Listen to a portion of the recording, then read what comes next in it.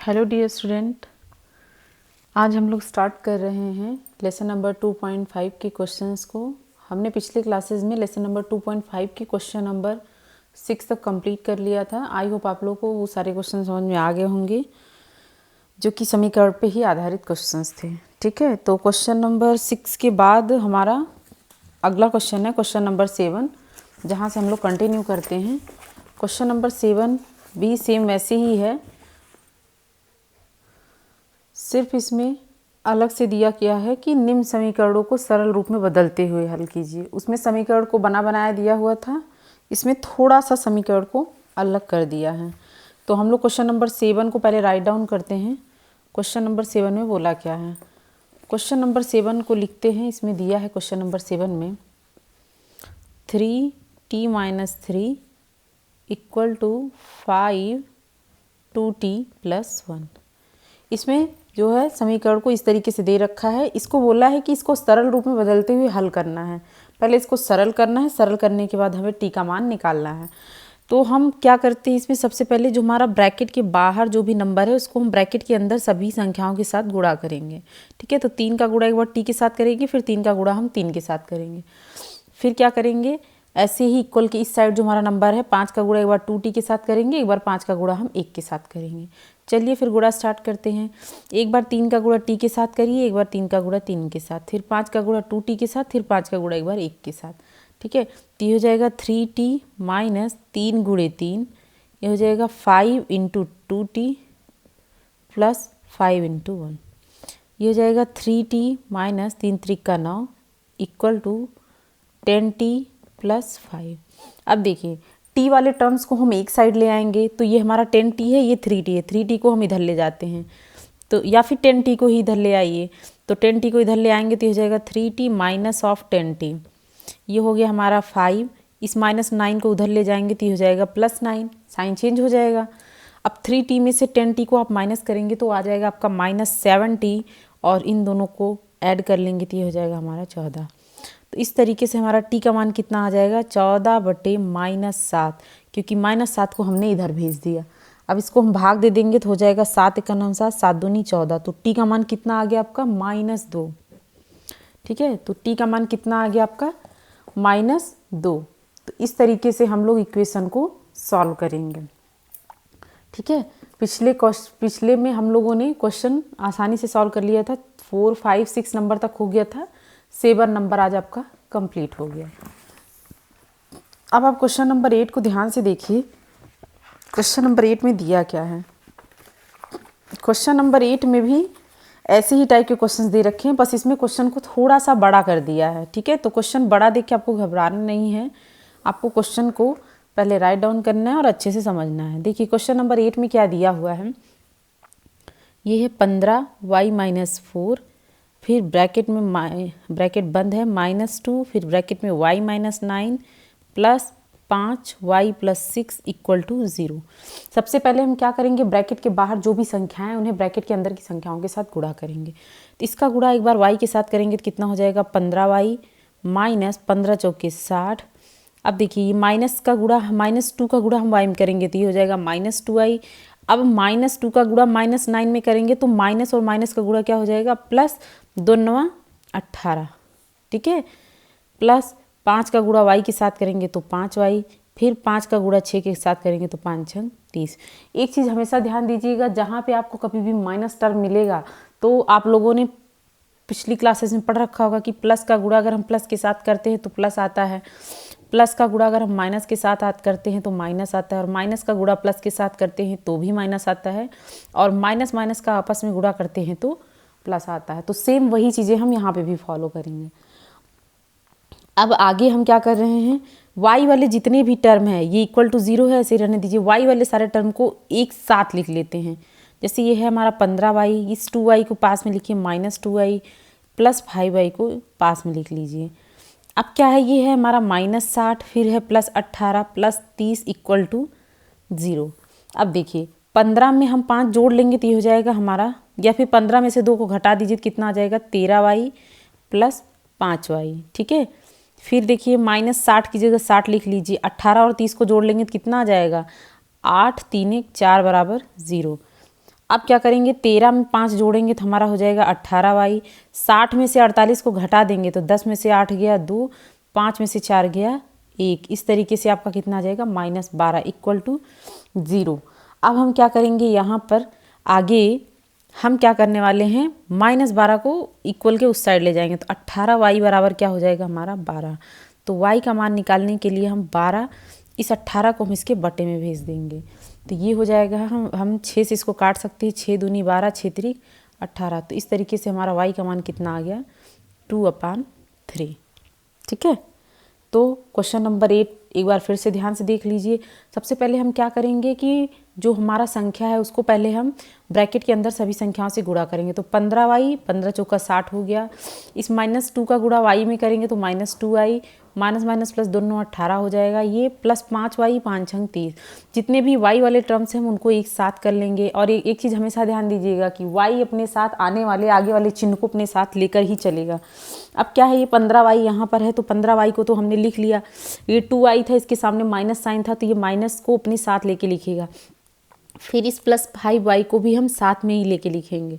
अब क्या है, हमारा नंबर -60 + 18 और +30 बचा। इन लोगों को हम एक साथ लिख के इक्वल टू 0 कर देंगे। अब क्या है, 15 में से 2 को हमने माइनस कर दिया तो 13y बचा, प्लस 5y। -60 की जगह पे 60 लिखेंगे। 18 और 30 के बीच में प्लस का चिन्ह है तो हम इन दोनों को जोड़ लेंगे तो हमारा आंसर यहाँ पे 48 आ गया, जो कि इक्वल टू 0 के बराबर हो जाएगा। अब क्या है, 13 में 5 को जोड़ दिया, 18y हो गया। -60 में हम 48 को माइनस कर देंगे तो हमारा 12 आ जाएगा। यहाँ पे आप ध्यान दीजिएगा, चूंकि 60 आपका बड़ा नंबर है तो बड़े नंबर के आगे का जो साइन होगा वही हम यहाँ पे लिखते जाएंगे। तो यहाँ पे हो जाएगा -12 इक्वल टू 0। 18y, ये -12 है, इसको इक्वल के उस साइड ले जाएंगे तो ये हमारा 12 हो जाएगा। इस तरीके से अगर हमें y का वैल्यू फाइंड आउट करना है तो हम इस 18 को इसके डिवाइड में ले जाएंगे तो ये 12/18 हो जाएगा। आपको पता है कि 12 और 18 6 के पहाड़े में आते हैं तो हम इन दोनों को 6 के पहाड़े से काट देंगे तो 6 दूना 6 दूनी और 6 तिके। ठीक है, इस तरीके से हमारा 2/3 y का वैल्यू मिल जाएगा। इस तरीके से आपका 8वां क्वेश्चन सॉल्व हो गया। अब हम लोग क्वेश्चन नंबर 9 की तरफ चलते हैं। क्वेश्चन नंबर 9 में देखिए क्या दिया हुआ है। क्वेश्चन नंबर 9 दिया हुआ है 3 है, फिर है 5z - 7 -2 of 9z - 11 equal to 4 8z - 13 bracket closed -17। अब आप लोग को क्वेश्चन देख के बहुत ही ज़्यादा बड़ा लग रहा हो तो क्वेश्चन देख के घबराने की ज़रूरत नहीं है। ठीक है, क्वेश्चन को लिख के उसको धीरे धीरे सॉल्व करते जाएंगे तो आसानी से आपका क्वेश्चन सॉल्व हो जाएगा। अब देखिए, सबसे पहले हम क्या करेंगे, जो ब्रैकेट के बाहर की संख्या है उनके साथ हम गुणा करेंगे। तो 3 का गुणा आप 5 के साथ करें तो ये हो जाएगा 3 × 5 = 15z -3 × 7 = 21। इस -2 का गुणा 9z के साथ करेंगे तो 2 × 9 = 18z माइनस माइनस प्लस 11 दूनी 22 इक्वल का साइन लगा दीजिए। 8 चौके 32z, इस 4 का गुणा होगा 13 चौके 52, ये माइनस है 17, ऐसे लिख लीजिए। अब जो जेड वाले टर्म है उनको एक साथ कर लीजिए तो ये हो जाएगा 15z - 18z, ये हो गया आपका -21 + 22 इक्वल टू ये हो जाएगा आपका 32z माइनस -52 और -17 दोनों जुड़ जाएंगे। माइनस माइनस जुड़ता है, आपको ये भी पता है। ये हो जाएगा 7 2 9 और 5 1 6, लेकिन चिन्ह आपका माइनस का ही लगेगा क्योंकि 52 आपका बड़ा नंबर है। ठीक है, अब हम क्या करेंगे, ये आपका 15z है, ये आपका कितना है -18z। 15z में से 18z चला जाएगा तो कितना बचेगा आपका 3z। बड़ा अंक 18 है तो 18 के सामने का साइन लगेगा माइनस। अब 21 में से 22 को आप घटा देंगे तो आपका आंसर आएगा 1। माइनस प्लस घट जाएगा 1, लेकिन बड़ा अंक क्या है 22, तो इसके सामने का चिन्ह क्या है प्लस, इसको हम ऐसे ही उतार लेंगे। ये आपका हो जाएगा 32z - 69। अब हम क्या करेंगे, जेड वाले को हम एक साइड करेंगे और अंकों को एक साइड करेंगे। तो इस 69 को आप इधर ले आइए तो ये 1 है प्लस में, इस 69 को इधर ले आएंगे तो ये +69 हो जाएगा। बराबर का चिन्ह लगाइए। ये है आपका 32z, इसको आप 32z उतार लीजिए। ठीक है, -3z को आप इधर ले जाएंगे तो ये हो जाएगा +3z। इस तरीके से 69 में जब आप 1 को जोड़ेंगे तो कितना आ जाएगा 70, और 32 3 कितना हो जाएगा 35z। अब आपको जेड का मान निकालना है तो जेड का मान निकालने के लिए क्या करेंगे, 70 लिखा हुआ लिख दीजिए, 35 जो है इसके बटे में चला जाएगा। इस तरीके से जब आप इसको भाग दे देंगे तो 35 से करना 35, 35 दूना 70, तो जेड का मान कितना आ जाएगा आपका 2 आ जाएगा। ठीक है, तो क्वेश्चन को देख के कि क्वेश्चन बहुत बड़ा है, आप उसे छोड़ के आगे निकल जाएंगे, तो ऐसा कभी भी मत करिएगा। क्वेश्चन को बहुत ध्यान से पढ़िए और स्टेप वाइज उसको सॉल्व करते जाइए। तो आप एक बार यहाँ फिर से देख लीजिए, मैं समझा देती हूँ। ये क्या है, 3 25 15 जेड, 3 7 21, ठीक है। उसके बाद माइनस का गुणा इसके साथ होगा तो 2 9 18 जेड, और माइनस माइनस प्लस हो जाएगा 11 दूनी 22, इक्वल का साइन लगाइए, 4 8 32 जेड, उसके बाद 13 चौके 52, फिर माइनस 17।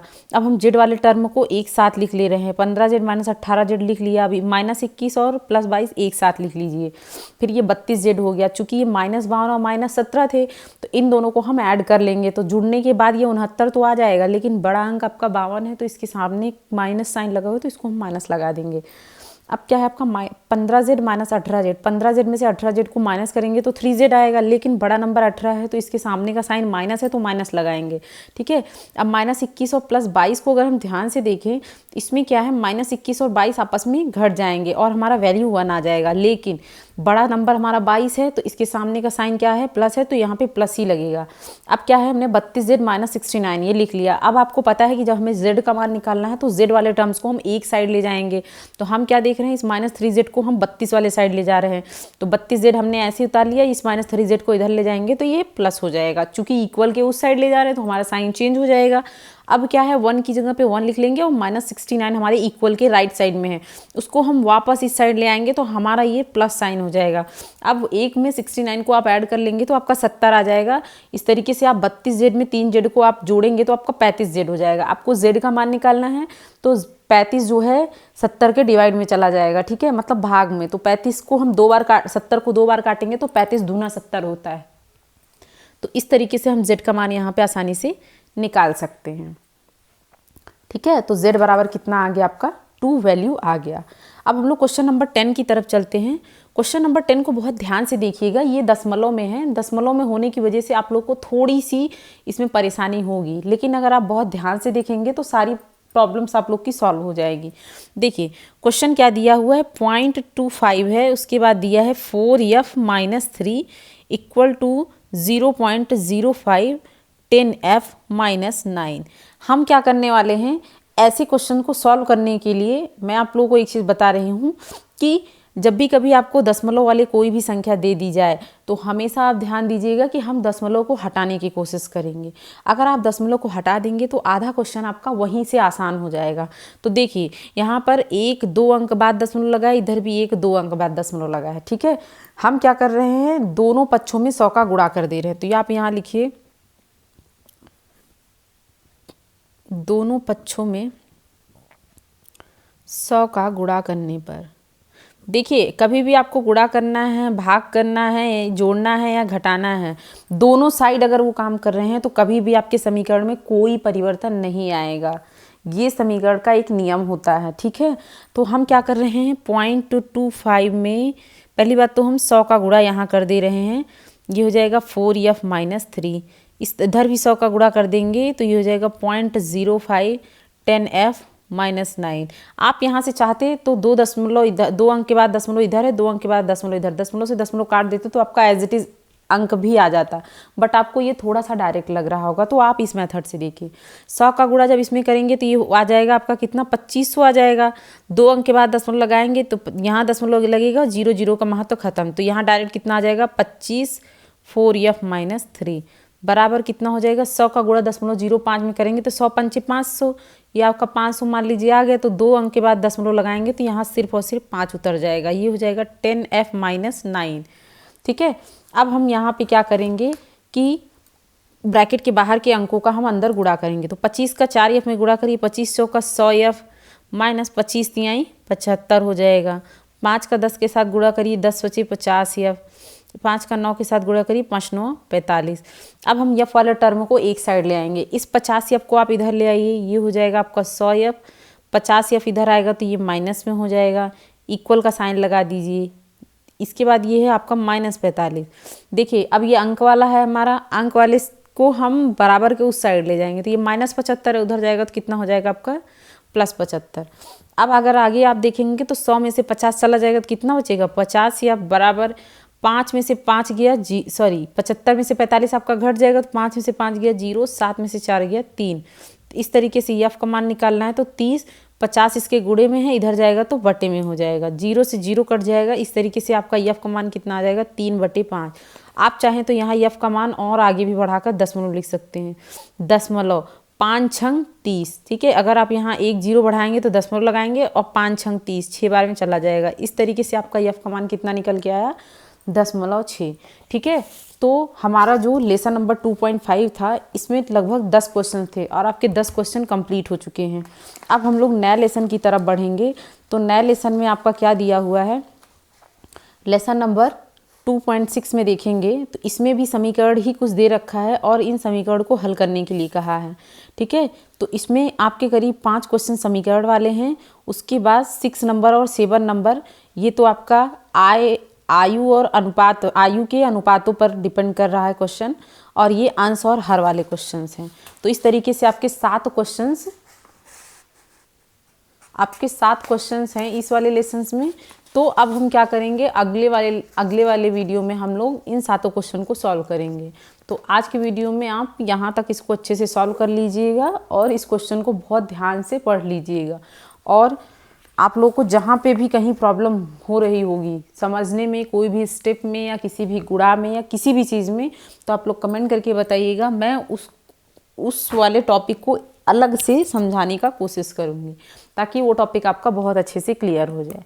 ठीक है, बाकी का हम लोग अगली वीडियो में कंटिन्यू करेंगे। ठीक है, थैंक यू क्लास।